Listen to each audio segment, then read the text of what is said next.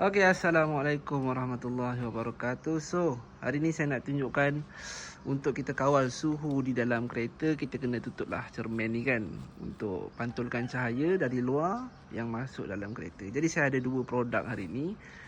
Saya dah test dua-dua dan saya rasa ada yang efisien dan ada yang macam kurang efisien lah. So, kalau korang on the way untuk cari produk yang sesuai untuk tutup kawasan cermin ni, boleh consider lah dan tengok video ni. Jadi yang pertama saya ada payung ni. Dia ada macam payung ni.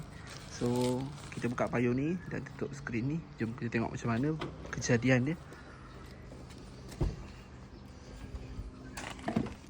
Okay, macam biasa kalau kita tak buat apa-apa mesti panas lah, walaupun tinted kita tinggi ke.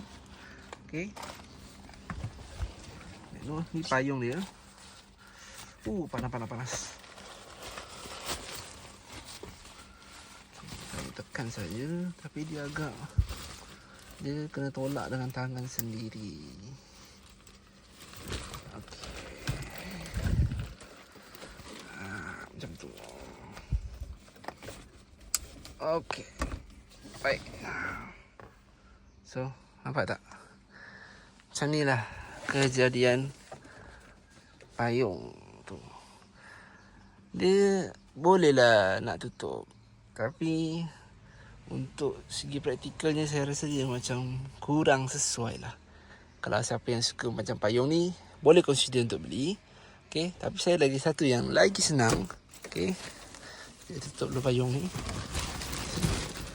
Dia pakai payung ni, buka tutup dia macam leceh sikit lah. Okay, so kita letak dulu kat bawah. Yang paling mudah, ini dia. Ini kita boleh lipat dia jadi bulat. Tapi bila saya pakai yang ni, memang ngam-ngam, cun-cun. Dia menutupi seluruh kawasan skrin depan kereta kita. Balik. Dan dia pun kecil juga dan senang nak urus. Okay, kita buka je. Terus pasang. Okay, kita boleh support dia dengan kita punya atas ni. Ini pun boleh support dengan atas ni. Okay, macam tu. So dia lagi menutupi secara menyeluruh lah. Dan dia ringan, nipis, senang nak bawa, mudah diurus lah. Kalau macam payung tu dia ada kaki dia kan, ada extension dia, macam agak susah sikit lah.